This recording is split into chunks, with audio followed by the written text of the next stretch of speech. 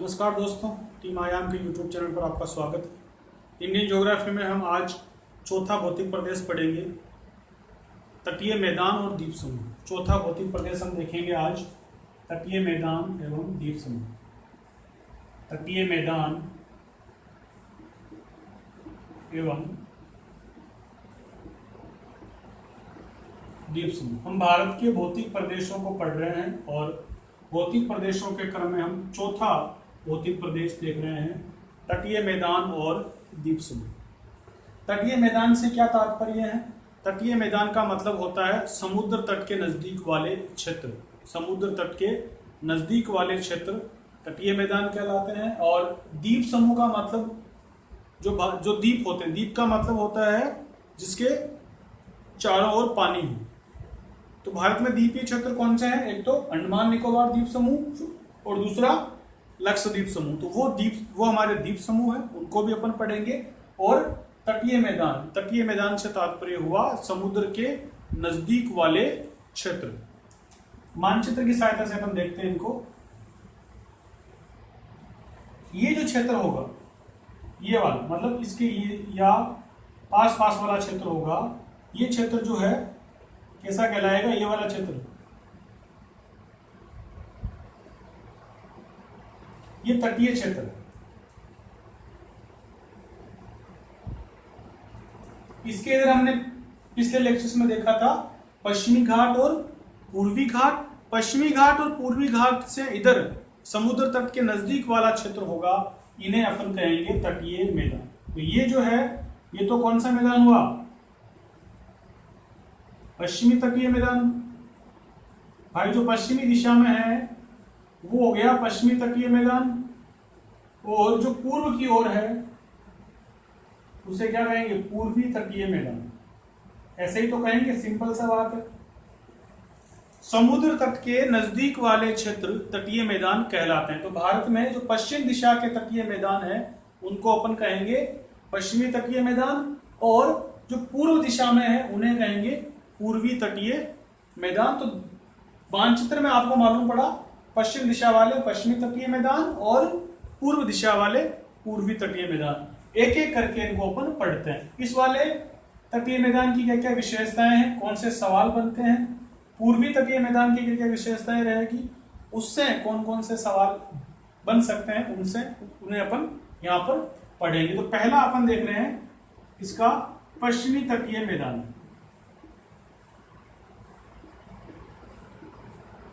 पश्चिमी तटीय मैदान मतलब पश्चिमी तट कैसा है? पश्चिमी तट कैसा है? पहली बात विस्तार के रूप में याद करनी है। इसका विस्तार कहां से कहां तक होगा? गुजरात से मैं कहूं कन्याकुमारी तक मान लेते हैं इसको। गुजरात से तमिलनाडु तक।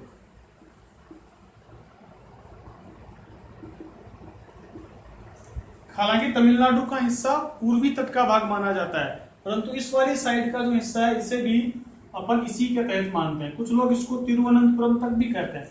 दोनों ही मानना, बड़े बड़े रूप में अपन गुजरात यहाँ पर है, यहां से लेकर के यहां तक इस पूरे को क्या मानते हैं अपन? पश्चिमी तट मानते हैं।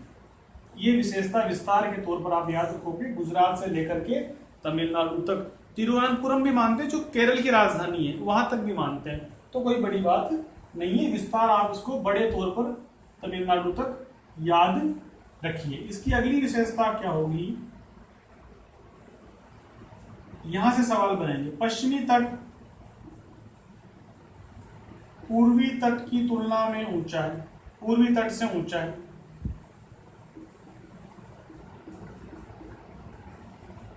याद रखिएगा, ये पहली विशेषता के तौर पर इसको याद रखोगे। अगली चीज जो होगी,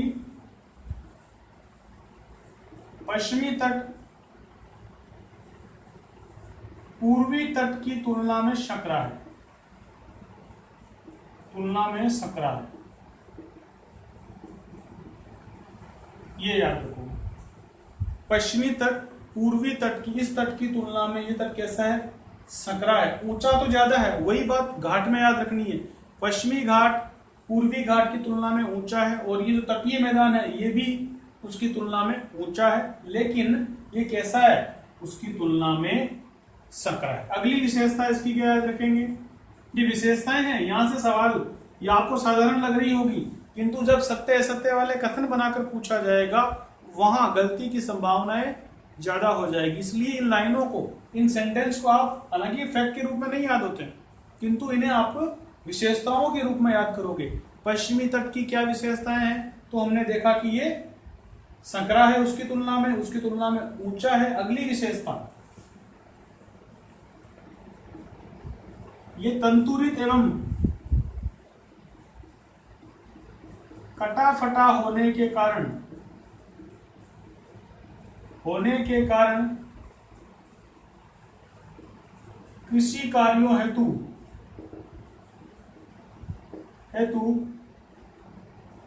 ज्यादा उपयोगी नहीं है। ये तट कैसा है, कटा फटा है, तंतुरित है, पथरीला टाइप, ठीक है, कटा फटा है, तंतुरित है, पथरीला है, इसलिए यहां पर कृषि नहीं हो पाती। इस वाले पश्चिमी तटीय मैदान में कृषि नहीं होती, लेकिन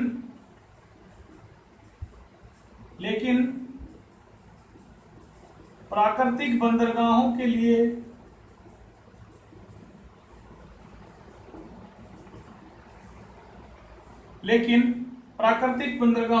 उपयुक्त है।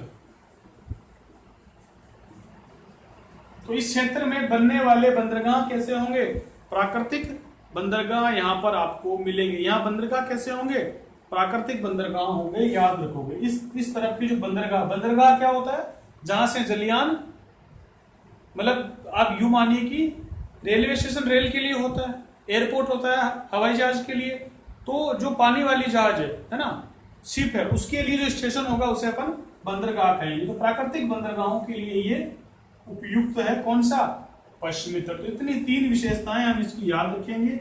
यहां से सत्य असत्य वाले सवाल जो बनता है उनमें आने की संभावना इसकी रहती है। ये विशेषताएं हम इसकी पश्चिमी तट के बारे में याद रखेंगे। इसके भाग कितने हैं, इसका वर्गीकरण जब अपन करते हैं पश्चिमी तट का, उसके अंदर देखते हैं कितने भागों में इसको बांटा गया है। पश्चिमी तट को ऊपर का जो भाग होगा उत्तर दिशा का, उस भाग को कहेंगे गुजरात का तट। ये जो हिस्सा होगा इसे कहेंगे गुजरात तट। तो पहला भाग कौन सा है इसका, गुजरात तट।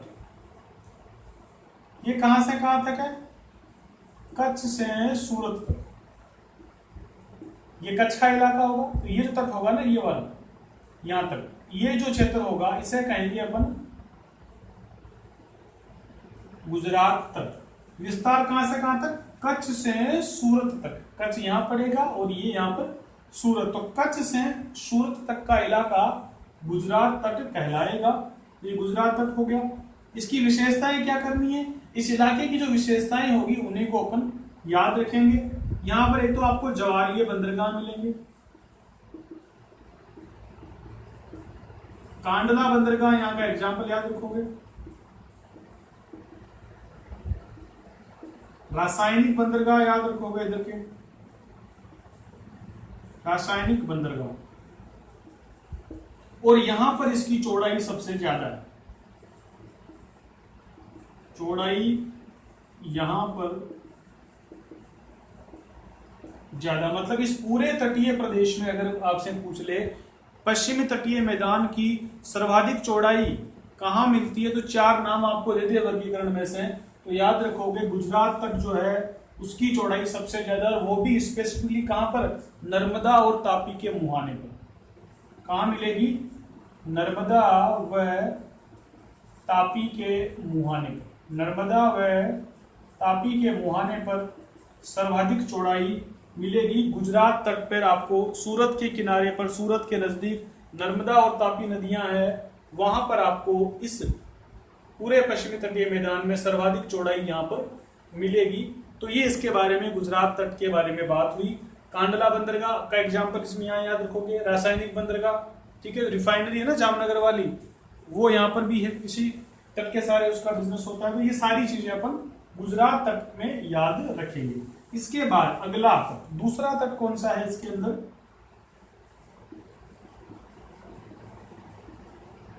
मालाबार तट। इसका विस्तार कहां से है, सूरत से गोवा तक, सूरत से, सॉरी इसका मालाबार तक नहीं, कोंकण तक लिखना, कोंकण तट। दूसरा कौन सा आएगा, कोंकण तट, सूरत से गोवा तक। सूरत से गोवा तक का जो क्षेत्र होगा वो कहलाएगा कोंकण तट। मालाबार तक आगे का है, अभी इसमें कोंकण तट लिखना है। कोंकण तट सूरत से गोवा तक का इसमें विस्तार है। तो गोवा का जो क्षेत्र होगा, सूरत से गोवा तक का क्षेत्र, इसे अपन कोंकण तट के नाम से जानेंगे। मोरमुगाओ बंदरगाह आपको याद रखना है, मोरमुगाओ बंदरगाह, मुंबई बंदरगाह। बंदरगाहों के नाम लिखा रहा हूं, बाद में ट्रिक बताऊंगा इनको कैसे याद करना है, अभी सिर्फ यहां पर लिखना है। मोरमुगाओ बंदरगाह इसी तट का है, मुंबई बंदरगाह,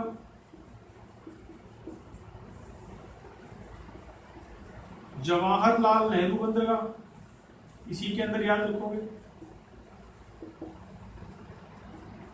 ये मुख्य मुख्य बंदरगाह आपको यहां से इसमें याद रखने हैं। तो ये बातें हुई इसकी सूरत से गोवा के कोंकण तट के बारे में। इसके बाद हमको याद रखना है मालाबार तट। अगला तट कौन सा होगा, इसी के अंदर पश्चिमी तटीय मैदान का वर्गीकरण अपन पढ़ रहे, जिसमें अपने पहला देखा गुजरात तक जो कच्छ से लेकर के सूरत तक के बीच था। उसके बाद में हमने देखा सूरत से लेकर के गोवा तक, जिसे कहा कोंकण तट। और तीसरा जो तट है वो मिलेगा अपने को गोवा से लेकर के कोच्चि तक। तीसरा तट कौन सा मिलेगा, मालाबार तट, जो केरल वाला और कर्नाटक वाला तट है ना, वो मालाबार तट, केरल से कोच्चि तक। केरल से कोच्चि तक का जो तट है उसे हम कहेंगे मालाबार तट। ये इसमें कौन कौन से आएंगे, केरल आएगा, कर्नाटक का क्षेत्र इसके अंदर आ जाएगा, पहले कर्नाटक फिर केरल तक का क्षेत्र। ये इलाका मालाबार तट कहलाता है। रूपांतरित शैलों से निर्मित,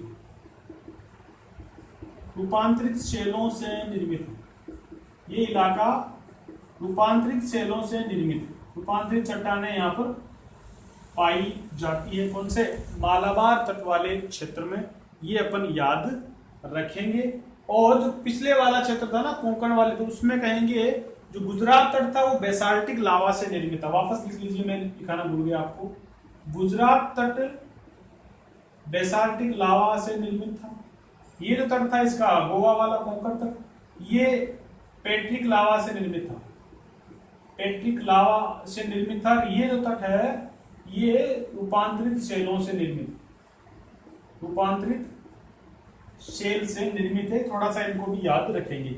गुजरात तट बेसाल्टिक लावा से, मैंने लिखाया नहीं वहां पर। बीच का ये आगे जो आया सूरत से गोवा तक वाला, इसे कहेंगे पेट्रिक लावा से निर्मित। और मालाबार तट जो गोवा से लेकर के कोच्चि तक का है, इसे कहेंगे रूपांतरित शैलों से निर्मित। इसमें केरल और कर्नाटक का क्षेत्र इसमें आएगा, केरल और कर्नाटक का क्षेत्र इसमें आएगा। ये आपको न्यू मंगलोर और कोच्चि बंदरगाह इसमें याद करना है। इसके बाद में चौथा है तमिलनाडु तट। चौथा आएगा तमिलनाडु तट। इसमें तमिलनाडु का तट मतलब जो इतना सा हिस्सा बचेगा तमिलनाडु का, थोड़ा सा, इसे कहेंगे अपन तमिलनाडु तट। ये पश्चिमी तट के मैदानों के बारे में बात करता है। तमिलनाडु तट ये निमग्न तट है। इसका मतलब क्या है, ये जो है थोड़ा मतलब समुद्र के साथ लगा हुआ तट है, ज्यादा बाहर नहीं है, निमग्न तट है, समुद्र के अंदर फैला हुआ तट है। इसे बोलते हैं तमिलनाडु का तट। ये बहुत महत्वपूर्ण नहीं है, शुरू के 3 आपको याद करना, क्योंकि इसका अधिकांश भाग आपको पूर्वी तट की तरफ मिलेगा। इसमें तो सिर्फ यहाँ का जो निमग्न तट है उसे इसमें शामिल किया जाता है। तो ये हमने देखा पश्चिमी तटों के भाग, गुजरात तट, कोंकण तट, मालाबार तट और तमिलनाडु का तट। इसके बाद में देखते हैं पूर्वी तटीय मैदान।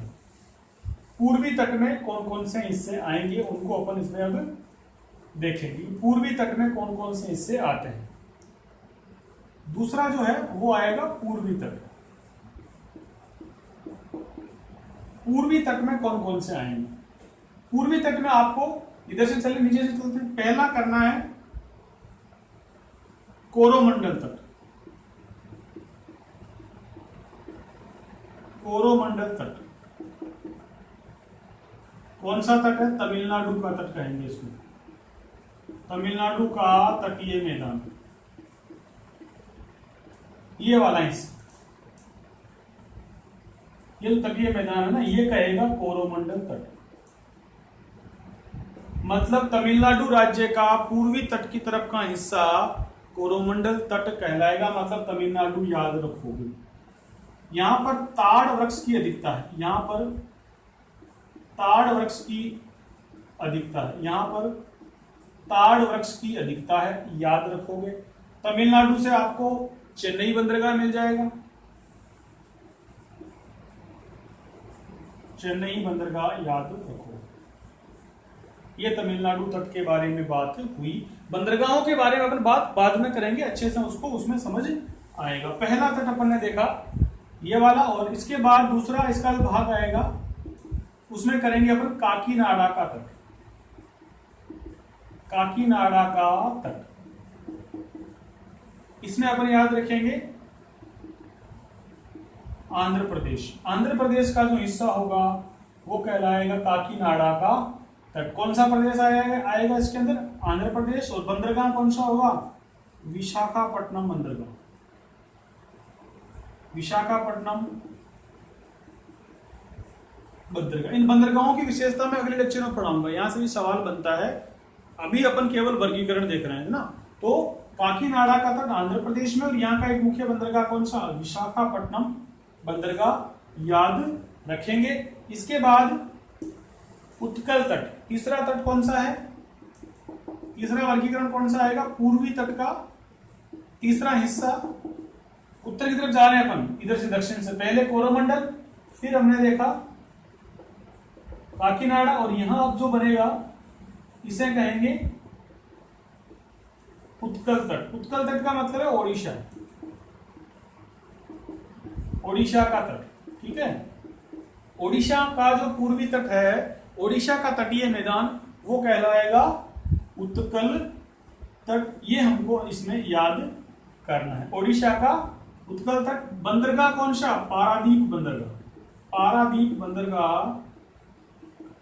इसमें याद रखना है। उत्कल तट का बंदरगाह कौन सा है? पारादीप बंदरगाह। और राज्य कौन सा है? ओडिशा याद करना है। पूर्वी तट का वर्गीकरण अपन देख रहे हैं। चौथा वर्गीकरण उत्तरी सरकार का तट। उत्तरी सरकार तट, इसमें आएगा पश्चिम बंगाल। इसमें पश्चिम बंगाल का तटीय मैदान, ये जो पश्चिम बंगाल का तटीय मैदान बनेगा, ये वाला क्षेत्र, इसको कहेंगे उत्तरी सरकार का तट। यहां के बंदरगाह कौन से? हल्दिया बंदरगाह। यहां का बंदरगाह कौन सा? हल्दिया बंदरगाह। और कोलकाता बंदरगाह, ये हम यहां पर याद रखेंगे।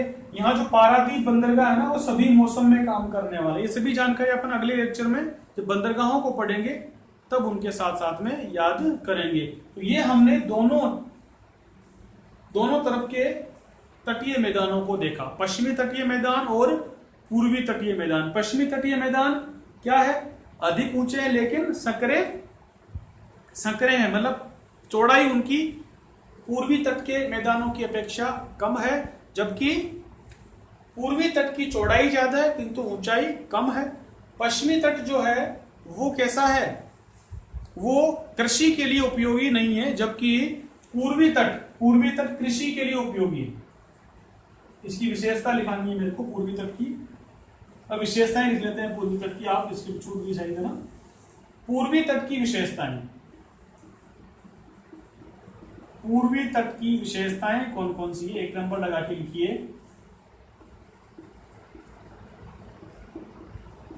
कम ऊंचा मतलब उसकी तुलना में, पश्चिमी तट की तुलना में कम ऊंचा है, लेकिन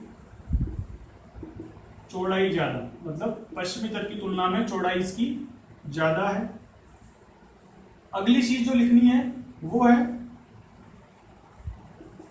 कृषि के लिए उपयोगी। क्यों है? डेल्टा निर्माण के कारण। नदियां यहां पर डेल्टा बनाती हैं, यहां डेल्टा नहीं बनाती। पश्चिमी तट पर आपको नदियां कहीं पर भी डेल्टा बनाती हुई नहीं दिखेगी, लेकिन पूर्वी तट पर नदियां डेल्टा बनाती है और इसी डेल्टा निर्माण के कारण नदियों का फ्रेश वाटर वहां पर आता है और वो जमा हो जाता है, इसलिए वहां पर कृषि के लिए उपयोगी है डेल्टा निर्माण के कारण। लेकिन चौथा क्या कहेगा? लेकिन प्राकृतिक बंदरगाहों के लिए उपयोगी नहीं। यहां के जो बंदरगाह होंगे वो अधिकांश कैसे होंगे? कृत्रिम बंदरगाह होंगे, प्राकृतिक बंदरगाह नहीं होंगे। लेकिन पश्चिमी तट के बंदरगाह कैसे हैं? प्राकृतिक है। ये अंतर याद करना, इन अंतरों के माध्यम से आपसे सवाल बनाए जाएंगे और सत्य असत्य टाइप सवाल बना करके पूछे जा सकते हैं। तो याद रखिएगा, पूर्वी तट कम ऊंचा है लेकिन चौड़ाई इसकी ज्यादा है, कृषि के लिए उपयोगी है, जबकि पश्चिमी तट कृषि के लिए उपयोगी नहीं है। क्यों है उपयोगी है पूर्वी तट? नदियां यहां पर जो है डेल्टा निर्माण करती है, सुंदरबन डेल्टा, ये आपको याद रखने उधर, ठीक है। और प्राकृतिक बंदरगाहों के लिए पूर्वी तट उपयोगी नहीं है, जबकि पश्चिमी तट प्राकृतिक बंदरगाहों के लिए उपयोगी है। यहां लेगून झीलें खूब मिलेगी, लेगून झीलें खूब है, वो तो उधर भी मिलेगी, पश्चिमी तट पे भी लेगून झीलें आपको कहीं ना कहीं मिलेगी, पर यहां पर खूब मिलेगी। लेगून झील क्या होती है? लेगून झील क्या होती है कि समुद्र तट के किनारे पर समुद्र के जल से अलग, समुद्र के भाग से अलग समुद्र तट पर एक झील का निर्माण हो जाता, अंदर की तरफ स्थल की तरफ झील का निर्माण हो जाता है, जिसे लेगून झील कहा जाता है। मतलब जैसे यहां पर मानो ये जो इलाका है ना, यहां पर मान लो ये तो यहां पानी, यहां इससे कट करके यहां एक समुद्र झील का निर्माण हो गया, ये जो झील बनेगी इसे कहेंगे लेगून झील। तट के किनारे पर अलग से उस पानी से अलग होकर के स्थल अवरुद्ध एक झील का निर्माण हो जाता है, जिसे लेगून झील कहा जाता है। सबसे बड़ी भारत की लेगून झील, सबसे बड़ी लेगून झील कौन सी है? चिल्का झील। सबसे बड़ी लेगून झील का एग्जाम्पल अगर आपसे पूछे, चिल्का झील उड़ीसा, याद रखिएगा सबसे बड़ी लेगून झील, और ये खारे पानी की है, खारे पानी की सबसे बड़ी झील लेगून झील है। वो कहाँ है? चिल्का झील उड़ीसा के अंदर है। याद रखिएगा, सीधा सीधा फैक्ट के रूप में जीके का सवाल बनकर कई बार पूछा जाता है। तो लेगून झील का उदाहरण चिल्का झील है, खारे पानी की झील है, कौन से स्टेट में है? उड़ीसा के अंदर है। एक चीज हल्की सी और छूट गई यहाँ पर, जो मालाबार तट था, केरल का क्षेत्र था ना, इस केरल के इलाके में यहाँ पर भी मालाबार तट पर भी लेगून झीलें पाई जाती हैं। इस मालाबार तट में भी लेगून झीलें पाई जाती हैं। कहां पर? केरल में। एग्जाम्पल आपको यहां जो केरल की लेगून झीलें हैं उनका नाम है अष्टमुदी, वेम्बनाड, अष्टमुदी, वेम्बनाड, ये भी लेगून झीलें हैं। ये कैसी है? मीठे पानी की लेगून झीलें। और चिल्का कैसी है? खारे पानी की लेगून झीलें। केरल में भी खूब सारी लेगून झीलें पाई जाती है, याद रखोगे। अष्टमुदी, वेम्बनाड, ये झीलें लेगून झीलों का एग्जाम्पल है, और कौन से स्टेट में है? केरल में पाई जाएगी। ये भी आपको जीके के सवाल बनकर के पूछ सकते हैं। इस तरह से अपन इस लेक्चर में पश्चिमी तट और पूर्वी तट की सामान्य जानकारियां पढ़ी। अब इसके कुछ बंदरगाह बचे हैं, उन बंदरगाहों को ट्रिक के साथ याद करेंगे, और उनकी कोई विशेषता होगी, स्पेशल कैरेक्टर उनका अगर है, वो भी अपन अच्छे से याद कर लेंगे। तो इस लेक्चर में आज इतना ही, बाकी की जानकारी अगले लेक्चर में पढ़ेंगे। तब तक के लिए आपको ऑल द बेस्ट, बहुत बहुत धन्यवाद।